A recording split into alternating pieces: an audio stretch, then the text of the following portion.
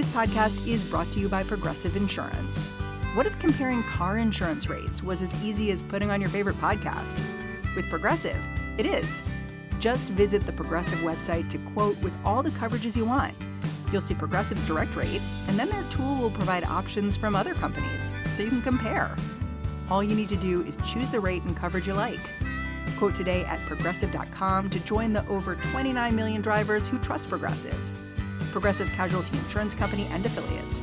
Comparison rates not available in all states or situations. Prices vary based on how you buy. Hey everyone, it's Mary. Heading into the 2024 election, you are going to hear so much about hot-button issues. You know the ones. Guns, abortion, trans kids, parental rights. But you know what you're not going to hear? At least not enough? You're not going to hear from the people most affected by those issues. So all this week, we are spotlighting their stories.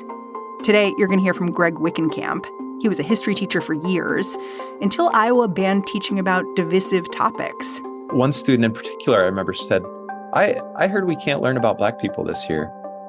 Over the last couple of years, elected officials have passed roughly 240 measures that restrict teaching about race in America. And Greg's story shows that push is not going away anytime soon. All right, here's the show.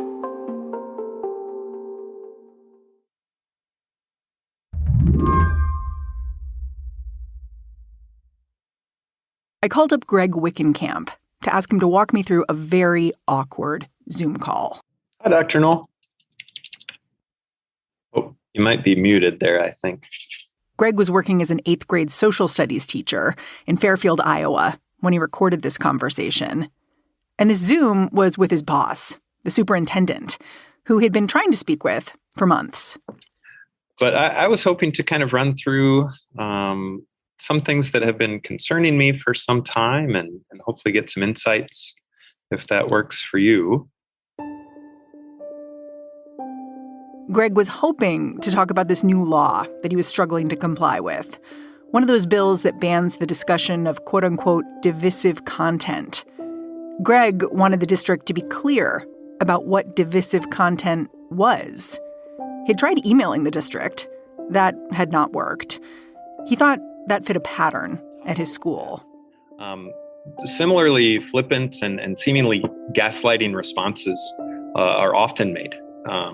They were made in November. Going into this meeting, things were coming to a head for Greg personally. There had been complaints about how he taught. He used Ibram X. Kendi's anti-racist book, Stamped, from the beginning. The Indigenous Peoples' History of the United States, too. So you wanted to meet with your superintendent just to be like, do you have my back here? Like, I'm using these books. Like, are we good? Exactly. What did you anticipate would happen at this meeting? I was unsure.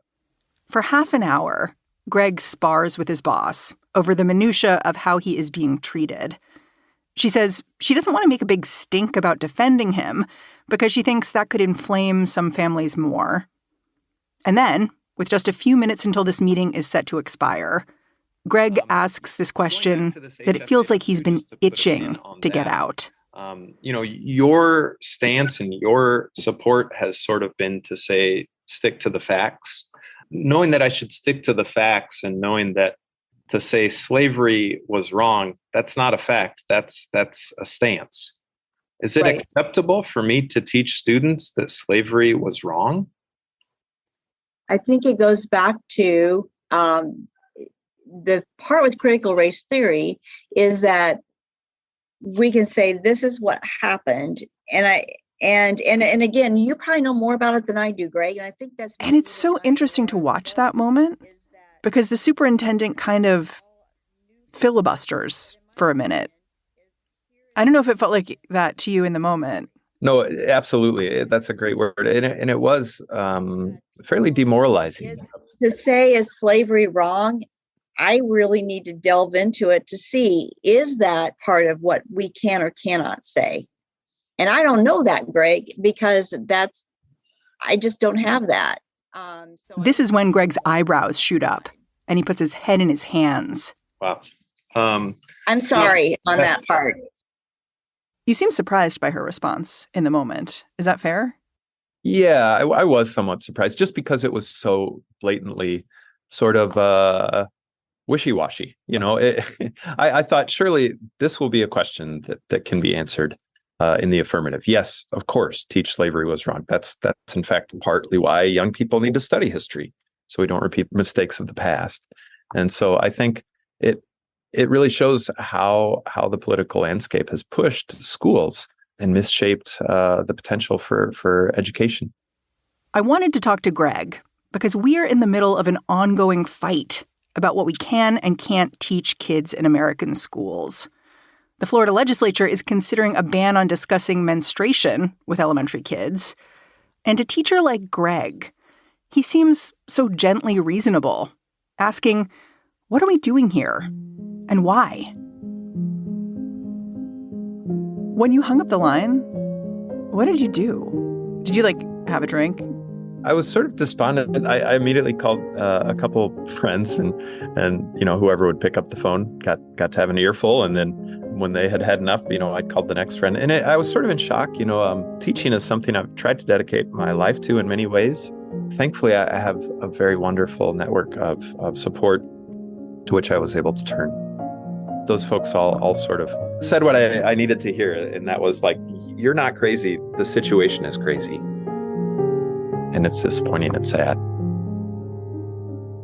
Today on the show, what can and can't be taught in school these days, and what happened when one teacher tried to find out.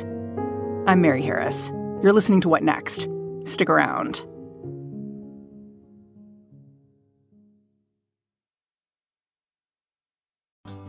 Want to feel better, get more exercise, or quit tobacco? Prescription for Wellness can improve your health with personalized sessions based on your schedule. Our expert health coaches and care managers use proven techniques. It's free for UPMC Health Plan members and could lead to the results you want. For more information, visit upmchp.us/pfwellness. That's upmchp.us/pfwellness. I'm Josh Levine, the host of Slate's podcast 1 Year. In our new season, we're firing up our flux capacitors and taking you way back. 1955.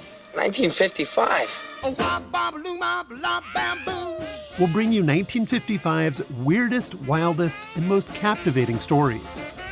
You'll learn about forgotten pioneers, like the TV Weather Girls, who took the country by storm. A cute, sexy young woman was very appealing, and I can quite understand why. And you'll discover moments from the past that resonate deeply with the present, like how a bizarre conspiracy theory infected the nation's politics. Oh my God, they're trying to establish a prison camp. This is going to be Siberia, USA. 1 Year, 1955. Coming August 31st, wherever you get your podcasts.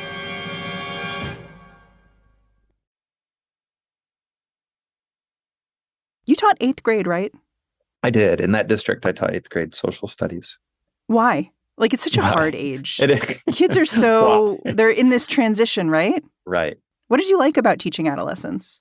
I really enjoy it, in part because you can have the sort of silly fun that you might have in an elementary school classroom, the play, learning through play, but then you can also start to go a little deeper in content. The students at that age are really developing their sense of self, and they're able to also look sort of at the world in more broad ways than they might have been as younger people. And so I've really, really enjoyed working with students to try to help them think critically and broaden their sense of self and broaden what might be possible in the world and through their lives. And seeing the students learn at that age is really exciting. Describe your school and community. How big was the school and the community that it drew from? Yeah, it's Fairfield is a very interesting community. It's a rural Iowa community. I saw roughly 100 students or a little less each year, but a really interesting and rich town with good restaurants for rural Iowa. What did it mean to teach social studies there? What kind of subjects were you covering in 8th grade? Yeah, we covered the whole gamut. Economics, geography, really history was kind of the major focus. But just social sciences generally.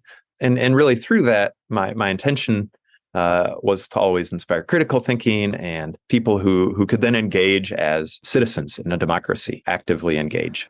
One of the books Greg thought did a good job of inspiring critical thinking was that Ibram X. Kendi book, Stamped from the Beginning. It explores the history of racism in the U.S., but it also pops up with some regularity on anti-critical race theory book ban lists. I think it's just a really remarkable book. And I think especially the youth adaptation by Jason Reynolds, I think is both provocative, but also deeply grounded in scholarship and also accessible for young people. What did you want your students to take from it? Yeah, I wanted them to start to think critically about race, which is often something, especially in Iowa and the Midwest, that people are hesitant to explore in any critical way. Yeah, were they open to that? Many students were, and many students, and I think especially after 2016 and then again after 2020, were sort of hungry for a deeper understanding because that was lacking generally in K-12 education for many students. When the students weren't open to it, what did that look like? You know, what was always interesting is oftentimes when I would start a unit or lesson, the first day students would be incredibly engaged. And then after perhaps visiting with their families or something, they might occasionally bring back these sort of biases against the particular content. So one student, for example, I can't remember if it was in that particular district or a prior one, we were reading an Indigenous Peoples History Youth Edition. And after a few days, he emailed me or talked to me and said, I'm not going to read any more of this. It just doesn't jive with my opinion. I really believe that Blue Lives Matter, and this text really is more of a Black Lives Matter thing. And that's not for me, which I thought was really strange and sort of sad commentary on where we're at in society, because the text itself certainly addresses race and colonization and U.S. history, but it doesn't do so from a partisan way. Yeah. Okay, so you were feeling these rumblings in the classroom. When did things shift in terms of what you were allowed to teach legally? Yeah, that was in the summer of 2021. Iowa was one of the first amongst many states to pass these sort of anti-CRT laws. As of July 1st, teachers won't be able to teach that the United States or the state of Iowa is fundamentally or systemically racist. They're also barred from race scapegoating and race stereotyping, and from creating discomfort or guilt because of one's race. Joining me now to discuss this. And so that's when things really started to shift dramatically and pushback became even more emboldened.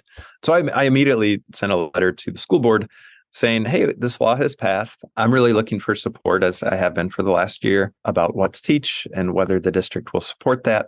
And so I outlined, maybe 5 or so steps, that opportunities really that the district could take to sort of get ahead of any pushback that might result from the law.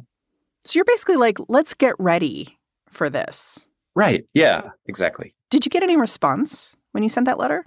The response I got was curious. I got an email then from the superintendent who, it felt in the email to me like she was sort of admonishing me for going above her and not going directly to her. And then she sort of popped into my class early that fall while I was teaching, which I thought was odd. Whoa. And she said, hey, I just want you to know, just stick to the facts and you'll be fine, which didn't really address any of my concerns or the letter that I had written, but sort of set the path for the level of support that I received.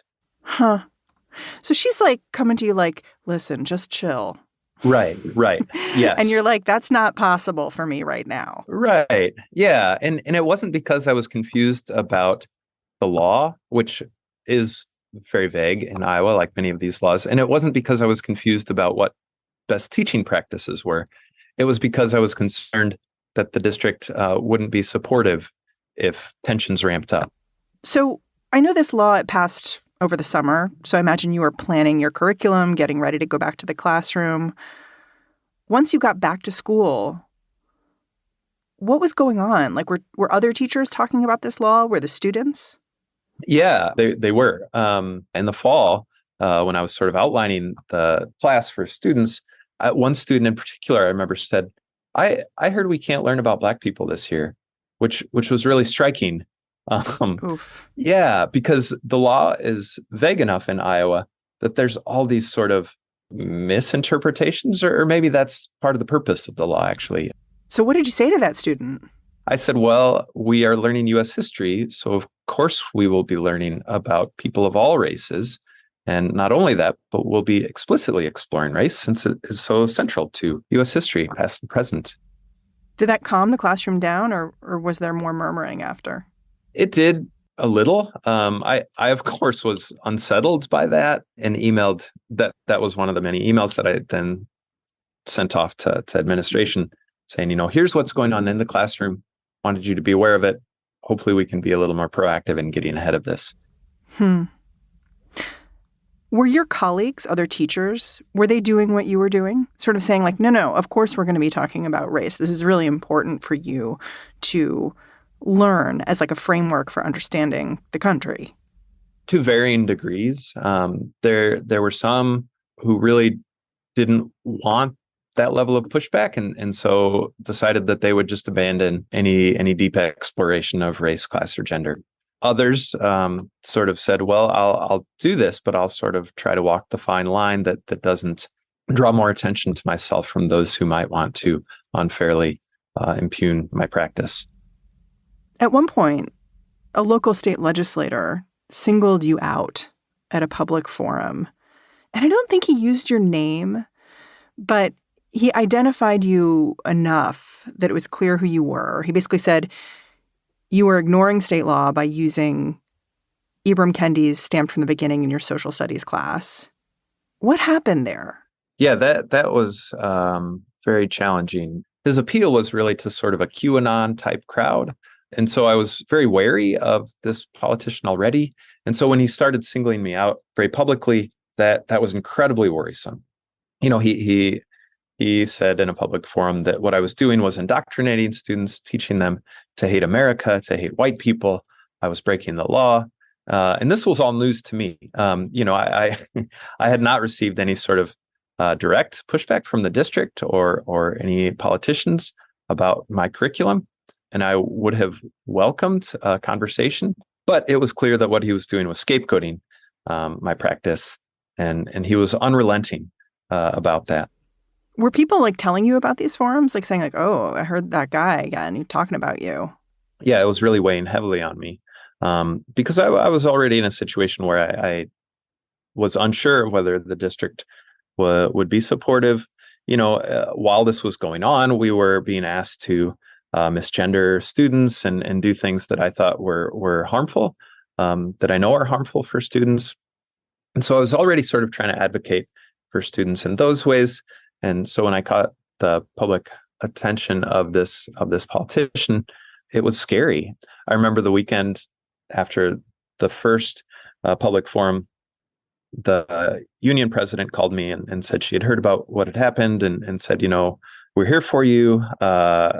Keep protecting yourself, lock your doors. And if things get too scary, don't hesitate to call 911. That was sort of the level of fear that I was having.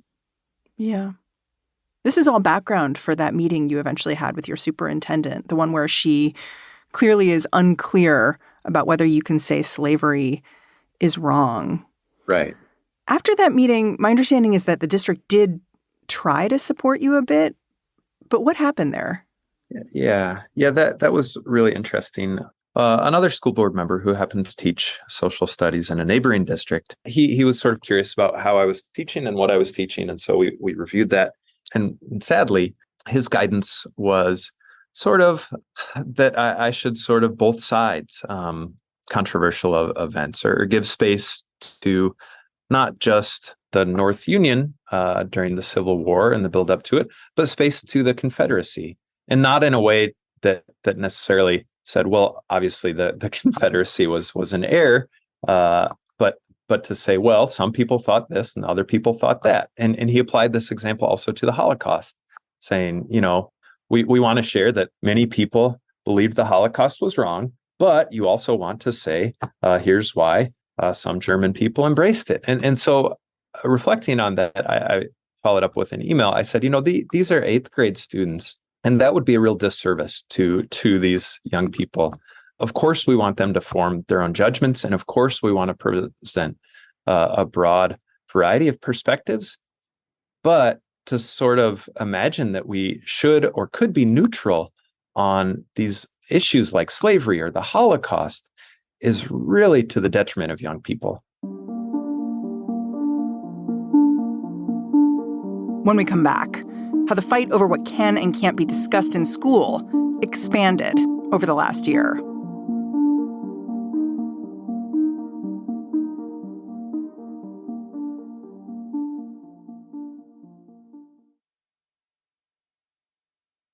Hey, friend, before you hit fast forward through this ad, let me just bend your ear a tick and tell you all about Slate Plus, Slate's membership program. You know that What Next is going to be here for you, whether there's big breaking news or whether you just want to hear about a story you might have missed. Basically, we've got you totally covered. And we're here thanks to Slate. If you want to support us, and I know you do, the best way to do that is to join Slate Plus. It'll get you all connected with Slate's award-winning journalism. You'll get ad-free podcasts. You'll get Plus exclusive content on shows like Slow Burn and Political Gabfest. And you'll never hit a paywall on the Slate site. Every new membership helps ensure we can continue bringing you the biggest stories each week. So go on, hit the pause button and go to slate.com/whatnextplus. Again, that's slate.com/whatnextplus. All right, on with the show. Sometimes things in the world of technology are complicated and need careful explaining. Sometimes they just need a little hard truth. I don't think anyone is going to buy a banana with crypto at any point in the foreseeable future. I'm Lizzie O'Leary, the host of Slate's What Next TBD, your clear-eyed guide to technology, power, and the future. Friday and Sunday, wherever you get your podcasts.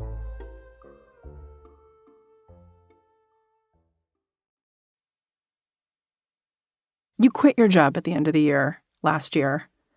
Yeah, I didn't renew my contract. Yeah. How did you come to that decision? You sound like you love teaching, like talking to you, like you're a teacher. You just are a teacher in how you speak.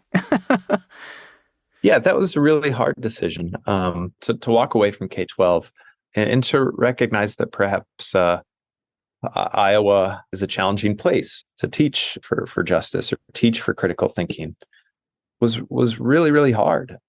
You know, teaching is something that I thought long about before entering and thought that is what I would do until I retire in some way or another. And so to not renew my contract was really, really a hard thing.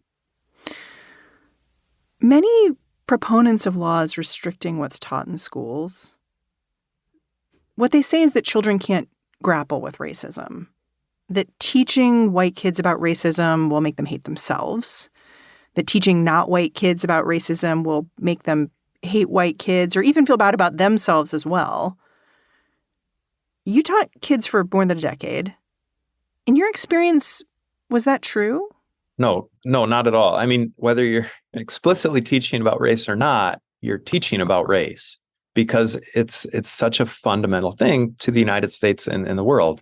And so I think to remain silent on it just allows whatever prejudices are floating out there, namely white supremacy, to be adopted by many students to their detriment. Or there's, for example, the sort of doll test where students are asked to identify amongst a black and white doll, which is beautiful and which is good and which is bad.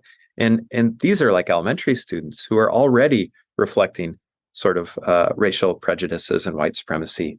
And these tests have been repeated and repeated. And so I think, you know, if students are young enough to reflect the white supremacy of society, they're old enough to learn about it. One of the most interesting things about those doll tests is that they found that Black children also preferred the white doll. Right. And I think that's so important because part of what I think people misunderstand about an academic like Ibram Kendi is they frame his viewpoints as teaching that white people are bad because they have these beliefs about Black people. When in reality, what he's teaching is that we all swim in a like racism soup and we're all absorbing these ideas. And so it impacts all of us. And it's like a subtle distinction, but so important. Yeah, absolutely. Yeah. Are we talking about white people or whiteness generally, this sort of prejudice that attaches itself to race. And I think that because as a society, many of us don't fully understand that, people become defensive.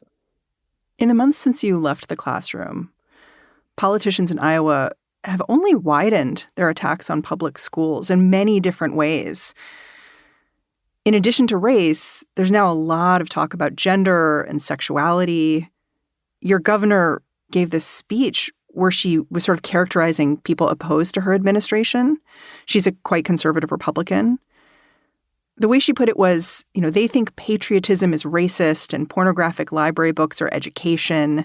They believe that the content of our character is less important than the color of our skin. They believe children should be encouraged to pick their gender. And for the parents, well, they're just in the way.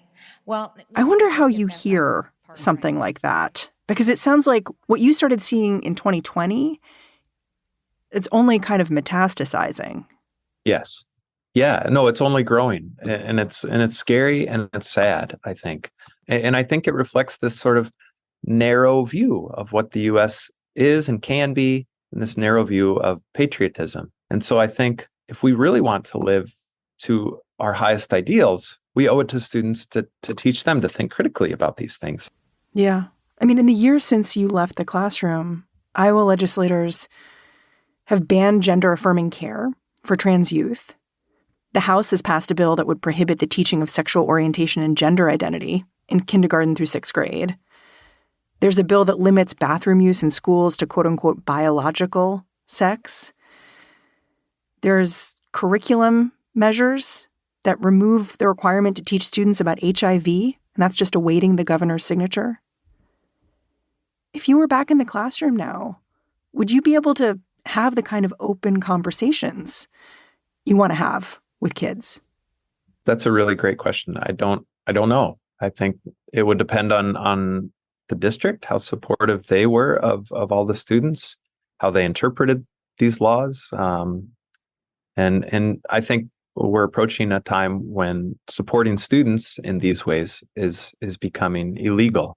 And I know people with trans kids who are considering leaving the state just because of that, because they want their students to grow up in a safe and supportive environment, which Iowa is becoming less and less. Yeah, I wonder if you think about your state differently now. And I ask that because I think people may have forgotten that Iowa was like the third state to legalize same-sex marriage. Yeah. It was the state Supreme Court that did it, not the legislature. And this was 2009. Right. Sure. No, Iowa has a longer tradition of really progressive, inclusive politics going way back. And so I think that this recent turn is a dangerous direction for Iowans in a lot of ways. We're seeing it reflected in a variety of ways, like the brain drain is talked about a lot.